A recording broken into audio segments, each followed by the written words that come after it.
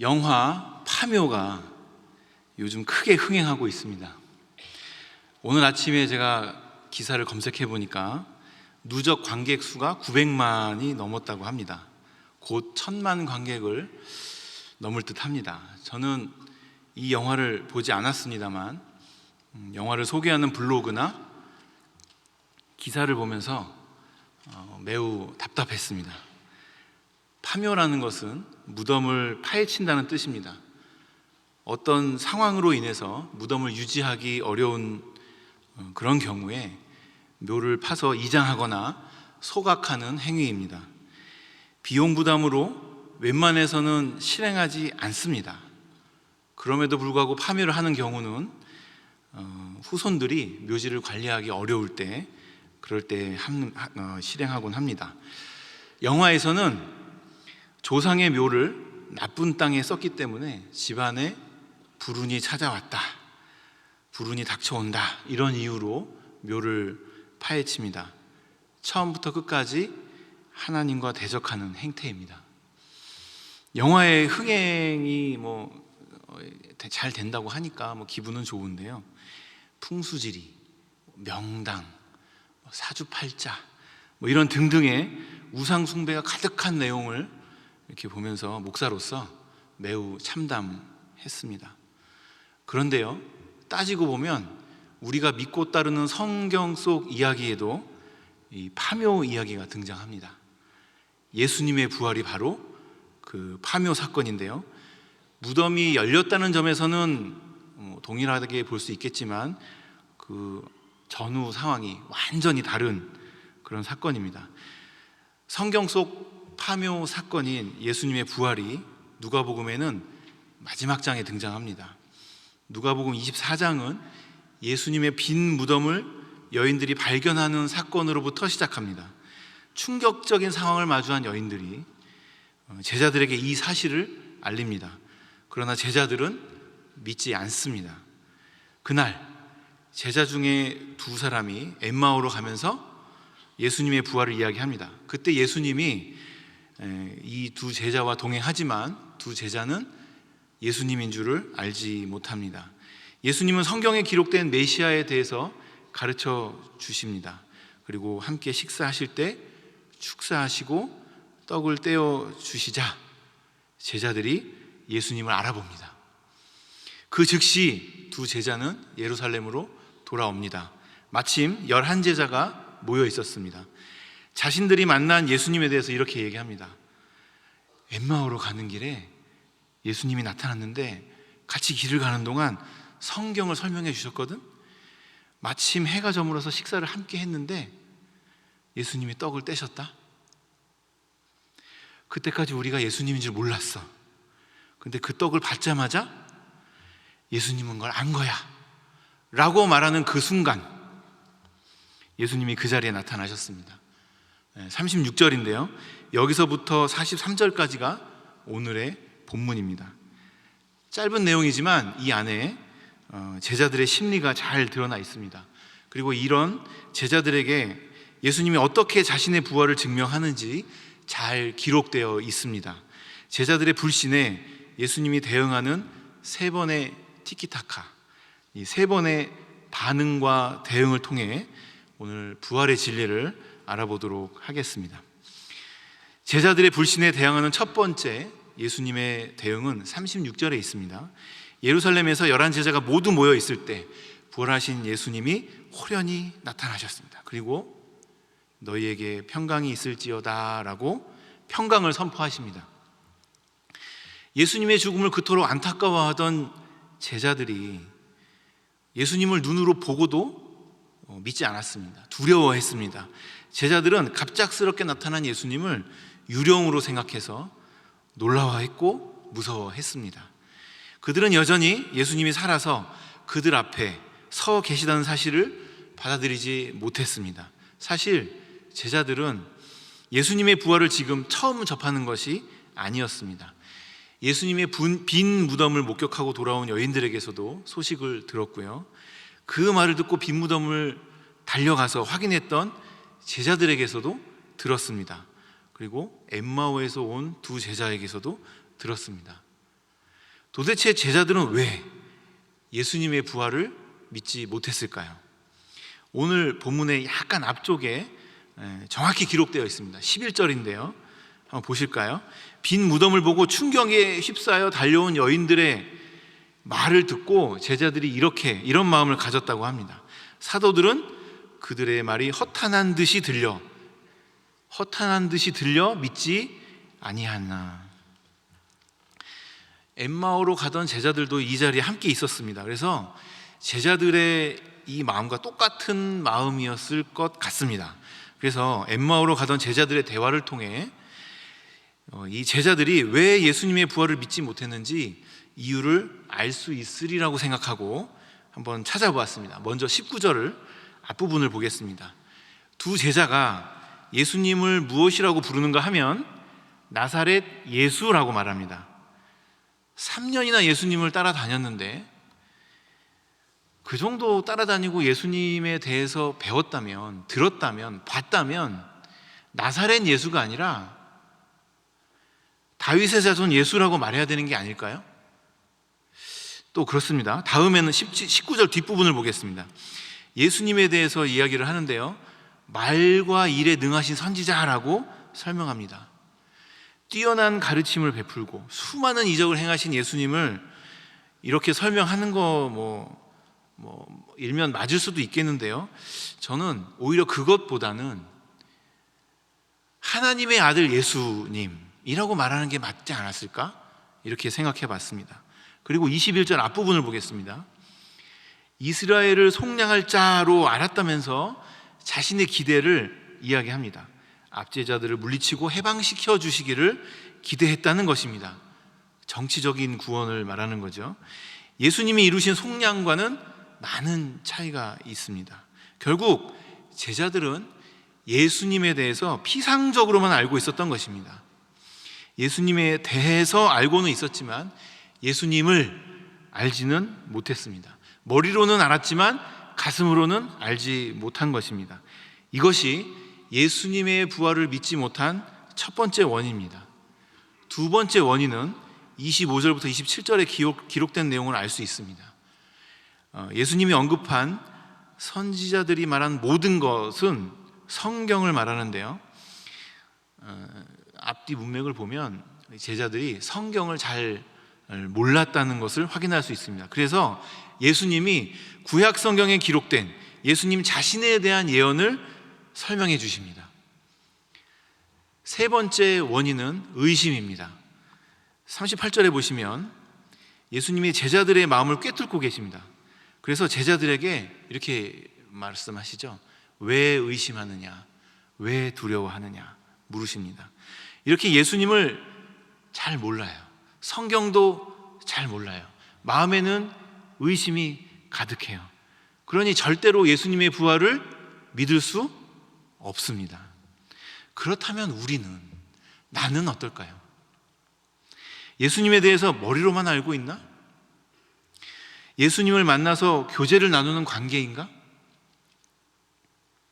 성경에 기록된 예수님에 대한 말씀들을 내 마음에 새기고 있는가? 진정 예수님의 부활을 믿고 있는지 오늘 이 시간에 스스로를 돌아보면 좋겠습니다.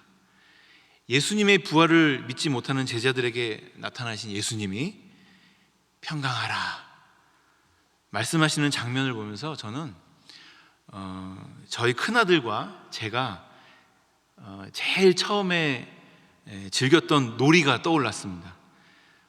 제 큰아들 이름이 호찬인데요, 호찬이가 100일은 좀 많이 지난 것 같았고요, 제 기억에는 한참 기어다닐 무렵이었으니까 한 5개월이나 6개월쯤 됐을 때라고 추측이 됩니다. 제가 의자 뒤에 숨어서 이제 아들을 부릅니다. 호찬아. 호찬이는 막 자기가 하던 행동을 하다가 제 목소리를 듣고 두리번 거립니다. 그러더니 곧 울 것 같은 표정인 거예요. 그때 제가 짠 하고 나타나서 의자 밖으로 나와서 이렇게 말합니다. 까꿍. 어리둥절하던 호찬이가 깔깔깔깔 대면서 웃습니다. 그러면 저는 다시 의자 뒤에 숨어요. 의자 뒤에 숨자마자 웃음소리가 뚝 끝입니다. 그리고 제가 다시 얼굴을 내밀면서 까꿍 그럽니다. 그럼 또 호찬이가 막 웃어요. 이런 까꿍놀이를 여러 번 했습니다. 호찬이가 아주 좋아해서요. 이 까꿍놀이가 부모의 얼굴과 목소리가 나타났다 사라졌다 하면서 시각과 청각을 통해서 긴장과 안심을 반복적으로 경험하기 때문에 아이들에게는 분리불안을 줄이는 방법 중에 하나고요. 대상 영속성 개념이 발달하는 데 도움이 된다고 합니다. 예수님의 부활을 믿지 않았던 제자들이 경험한 것이 바로 분리불안이고요. 대상 영속성 개념의 상실이었습니다. 예수님이 나타나서 제자들에게 하신 인사는 이런 까꿍과 같은 인사입니다. 단순히 안부를 묻는 인사가 아니었습니다. 승리를 하고 돌아왔다는 선포였습니다. 내가 너희와 함께 있다는 선포였습니다. 어두움에 빛이 비추면 어둠이 사라집니다. 마음에도요, 평강이 임하면 두려움이 사라집니다. 이것을 위한 예수님의 축복과 위로의 선포였습니다. 그래서 성도의 기쁨과 위로의 절대적인 근거는 예수님의 부활이어야 합니다. 오늘 이 시간 충현의 모든 성도님들은 예수님의 부활을 확실히 믿고 승리하신 예수님이 주시는 위로와 기쁨 누리시기를 간절히 소망합니다. 예수님이 나타나신 것만으로 제자들의 두려움과 의심이 사라지지 않았습니다. 그러자 예수님은 두 번째 대응에 나섭니다. 39절인데요. 십자가 처형의 흔적이 남아있는 예수님 자신의 손과 발을 내미시면서 만져보라고 하십니다. 제자들이 예수님을 보면서 영적 존재라고 생각했기 때문입니다. 영적 존재는 살과 뼈가 없지만 예수님은 자신의 몸은 그들이 만져볼 수 있는 것처럼 살과 뼈를 가지고 있다고 확인해 주셨습니다. 보지 않고도 믿는 것이 참 복된 일이었지만 믿어지지 않았다면 차라리 직접 만져봐서라도 믿음을 갖는 것이 옳기 때문입니다. 물론 부활체가 육신을 갖는다고 해서 과거에 가졌던 손상, 또 육체의 흔적을 부활 이후에도 계속 가질 것이라고 추론하는 것은 좀 곤란한 것 같습니다. 부활 이후에 성도들의 육신이 어떻게 변화될지 정확하게 알 수는 없습니다. 성경은 다만 그 부활체가 그리스도의 형상을 입은 하늘의 질서에 속한 것이라고만 말하고 있습니다.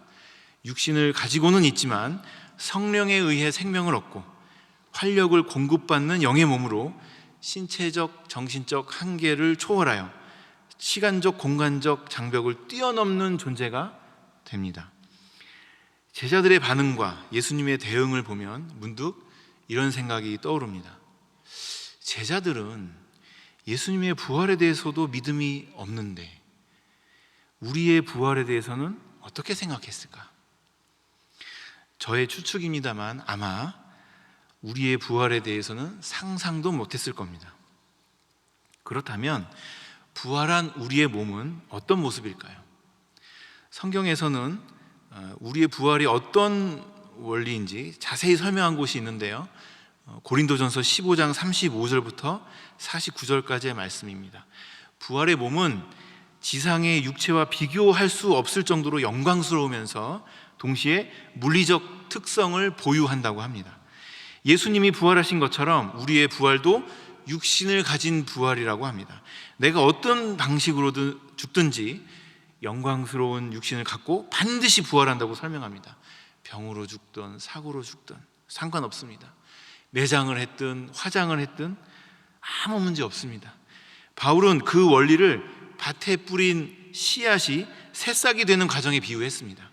씨앗을 심으면 그 씨앗이 땅속에서 없어지고 대신 새싹이 나옵니다. 씨앗은 썩어 없어지고 전혀 다른 형태의 예쁜 새싹이 나옵니다. 씨앗이 새싹의 형태로 완전히 변화되는 것입니다. 씨앗과 새싹은 근본적으로 같은 것입니다. 그러나 둘의 생김새는 완전히 다른 모습입니다. 우리가 부활하는 그 부활체, 부활의 몸도 마찬가지입니다. 육의 몸과 천국에 들어가는 영의 몸은 모습이 서로 비교할 수 없을 정도로 완전히 다르다고 합니다. 이 사실을 고린도전서 15장 44절에서 이렇게 설명하는데요, 제가 읽어드리겠습니다. 육의 몸으로 심고 신령한 몸으로 다시 살아나나니 육의 몸이 있은즉 또 영의 몸도 있느니라. 육의 몸으로 심고 신령한 몸으로 살아난다고 합니다. 따라서 부활한다는 것은 불완전한 육신으로 이 몸 그대로, 이 얼굴 그대로 다시 회복되는 게 아니고요, 우리가 상상할 수 없을 만큼 아름답고 신비로운 그런 몸으로 변화되는 것을 말합니다. 이런 변화는 자연현상 중에서도 얼마든지 찾을 수 있습니다. 바울의 비유처럼 씨앗과 새싹도 그렇고요, 애벌레와 나비도 그렇습니다. 달걀과 병아리도 그렇죠. 이렇게 우리도 세상의 마지막 날에 상상할 수 없이 아름다운 영의 몸으로 부활합니다. 그런데요, 여기에는 한 가지 조건이 있습니다. 요한복음 5장 29절에 보면 선한 일을 행한 자는 생명의 부활로, 악한 일을 행한 자는 심판의 부활로 나오리라, 이렇게 말씀합니다. 요한복음뿐만 아니라 성경 여러 곳에서 악인이나 의인이나 부활한다고 기록합니다. 예수님을 믿든지 안 믿든지 부활한다고 합니다. 그러나 그리스도 안에서 부활하면 영광스러운 영의 몸을 얻지만 그리스도와 관계없이 부활하면 영원한 형벌, 영원한 죽음을 맞이하게 됩니다. 오늘 이 자리에 계신 분들 한 분도 빠짐없이 부활의 믿음을 갖고 살다가 영광스러운 영의 몸을 가지고 부활하시기를 예수님의 이름으로 축복합니다. 제자들은 예수님의 부활을 허무맹랑하다고 생각하다가 부활하신 예수님이 눈앞에 나타나는 경험을 했습니다. 제자들의 마음은 의심과 두려움으로 채워집니다. 그러자 예수님이 손을 내밀어 만져보라고 하십니다. 제자들은 기뻐합니다. 그러나 아직 놀라움에 갇혀 있습니다. 그래서 예수님은 부활의 실체를 확증하기 위하여 구운 생선 한 토막을 받아 드셨습니다. 이것이 제자들의 불신에 대한 예수님의 세 번째 대응입니다. 이스라엘 백성들은 천사와 같은 영적 존재는 이 땅의 음식을 먹지 않는다고 생각했습니다. 영적인 존재들은 육신이 없다고 생각했기 때문입니다. 예수님은 생선을 드심으로써 예수님 자신이 육체를 가진 존재임을 입증하셨습니다. 41절을 보면 제자들은 너무 기뻐서 오히려 믿지 못하고 놀랍게 여겼다고 기록하고 있습니다. 예수님의 육체적 증거를 확인했기 때문에 마음이 변한 것입니다. 이 상황은 제자들이 끝까지 예수님의 부활을 믿지 못했다, 끝까지 불신 상태에서 벗어나지 못했다라는 것이 아니라 예수님이 다시 살아나신 것을 깨닫자 너무 놀라워서 어안이 벙벙했다, 이런 뜻입니다. 기쁘면서도 놀라워서 어찌할 바를 몰랐던 것입니다. 이토록 예수님이 자신의 부활을 입증하신 이유가 뭘까요? 예수님이 이 정도로 보여주시면서 나타내셨다면 제자들이 아니라 그 누구라도 예수님의 부활을 믿을 수밖에 없지 않았을까요? 이것을 보면 제자들이 예수님의 부활을 꼭 믿어야만 했기 때문이 아닐까, 이런 생각을 하게 됩니다. 예수님의 부활을 믿지 않으면 과연 어떻길래 그럴까요? 그 답은 로마서 10장 9절 말씀에 있습니다. 다 같이 한번 찾아보면 좋겠는데요, 로마서 10장 9절입니다. 아주 유명한 구절입니다. 게다가 최근에 금요 집회 때 담임 목사님께서 선포하신 말씀이라서 아주 익숙하실 겁니다. 로마서 10장 9절을 다 같이 한번 읽어보겠습니다. 네가 만일 내 입으로 예수를 주로 시인하며 또 하나님께서 그를 죽은 자 가운데서 살리신 것을 내 마음에 믿으면 구원을 받으리라. 아멘. 잘 보세요. 무엇을 믿으면 구원을 받는다고 그러나요? 네, 하나님께서 그를 죽은 자 가운데서 살리신 것, 예수님의 부활이죠. 예수님의 부활을 믿으면 구원을 받는다고 합니다. 우리는 보통 구원에 대해서 말할 때 예수님이 지신 십자가를 설명합니다. 십자가에서 우리 죄를 다 짊어지고 우리 죄를 다 대속하셨기 때문입니다. 그래서 우리가 구원받은 것은 맞습니다. 하지만 십자가만으로는 구원이 완성되지 않습니다. 만약 예수님이 우리 죄를 다 짊어지고 십자가에 달려 돌아가시고 부활하지 못했다면 예수님도 죽음을 이기지 못한 것이 됩니다. 죽음으로 끝나버린 것입니다. 결국 구원의 결과인 영생이 주어지지 않습니다. 죽음을 이기는 부활이 있어야 영생에 이르는 구원이 완성되는 것입니다. 예수님이 부활하셨기 때문에 십자가가 구원이 될 수 있는 것이고요, 영생의 증거가 될 수 있는 것입니다. 따라서 부활을 믿어야만 구원받을 수 있는 것입니다.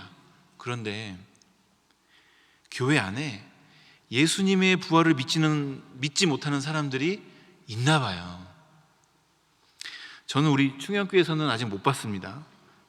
근데 고린도 교회에는 있었던 것 같습니다.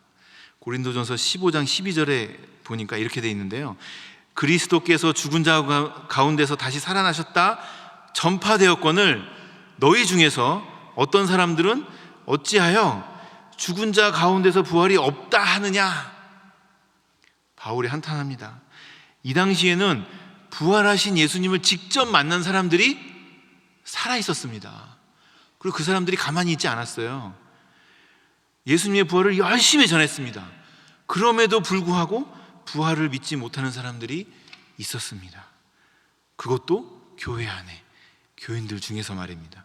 그렇다면 오늘 이 시대는 어떨까요? 지금은 예수님의 부활을 목격한 사람이 한 사람도 없습니다. 그때 그분들은 다 돌아가셨어요. 부활에 대한 증거라고는 성경밖에 없습니다. 그러면 과연 우리는 성경의 기록만 보고 예수님의 부활을 확실히 믿고 있을까요? 부활을 믿어야 구원을 받는다는데 어떻게 하면 예수님의 부활을 믿을 수 있는 것일까요? 예수님은 십자가를 지시기 전에 미리 제자들에게 자신이 십자가에서 고난을 당할 것이고 죽은 후에 부활하실 것이라는 사실을 말씀하셨습니다. 마태복음 16장 21절을 보면 베드로가 신앙 고백을 합니다. 그 고백을 받으신 다음에 이런 말씀을 하셨습니다. 그리고 여러 번 반복하시죠. 예수님은 자신이 예루살렘에 올라 장로들과 대제사장들과 서기관들에게 많은 고난을 받고 죽임을 당할 것이며 3일 만에 살아나야 할 것이라고 설명했어요. 아주 여러 번. 그런데 제자들은 예수님의 부활을 아무도 기다리지 않았습니다. 아까 살펴본 것처럼 예수님의 부활을 믿지 않았기 때문입니다.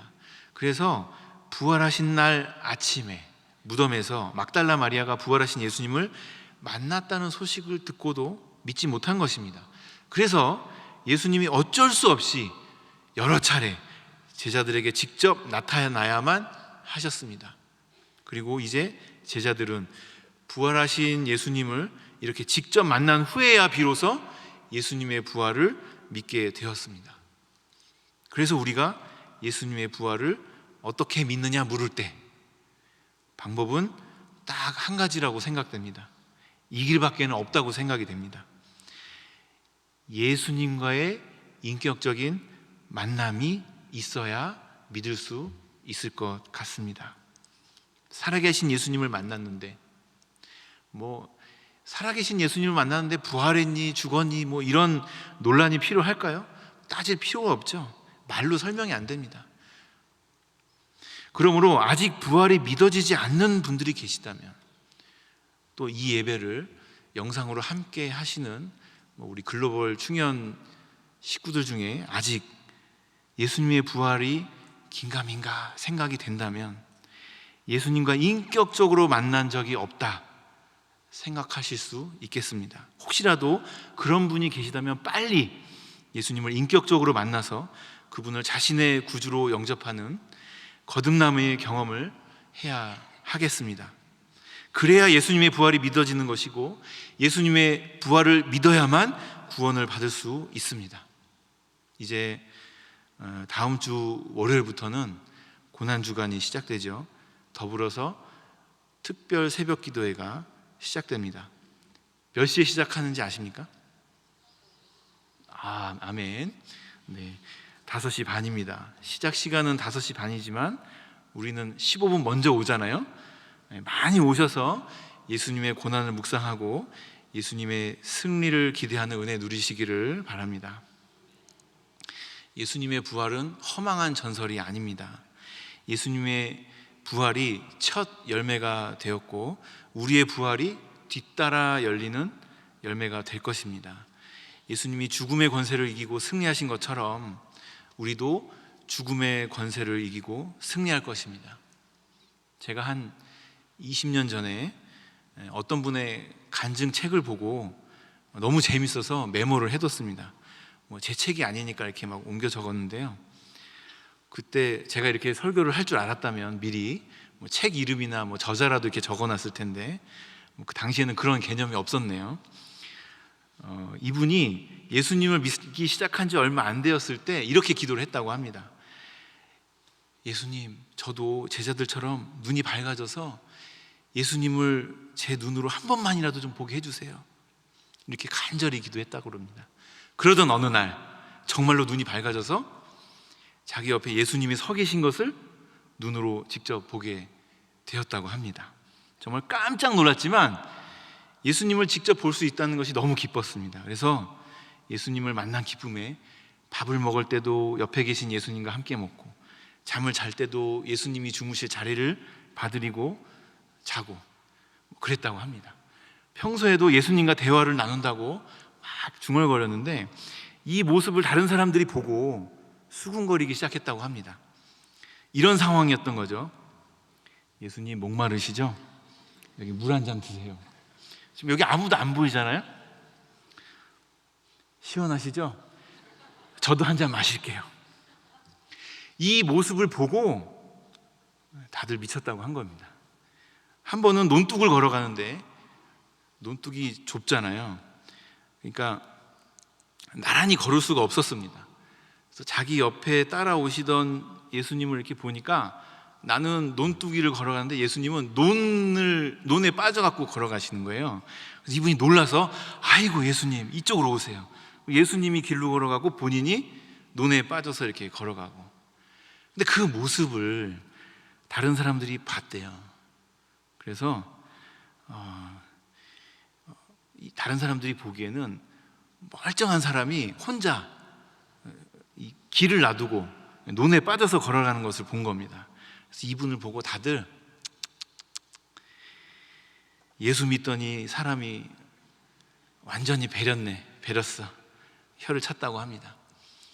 저는 사실 이 이야기를 읽으면서 좀 부러웠습니다. 그래서 나도 언젠간 이렇게 한번 해보리라 메모를 해뒀습니다. 그런데 인생이 바쁘다는 핑계로 제자들처럼 예수님도 몰라, 성경도 몰라, 마음에는 예수님이 있는지 의심이 있는지 그렇게 교회만 왔다 갔다 했습니다. 오늘 우리는 누가복음 말씀을 통해서 불신이라는 제자들의 실수를 반복하지 말고 부활의 예수님을 만나리라는 기대를 가지고 고난주간과 부활절을 준비하셨으면 좋겠습니다. 그 날에 예수님이 주실 구원의 은혜, 성령 충만의 은혜, 또 하나님이 베푸신 사랑의 은혜를 사모하다가 주님의 풍성한 은혜 누리시기를 예수님의 이름으로 축복합니다.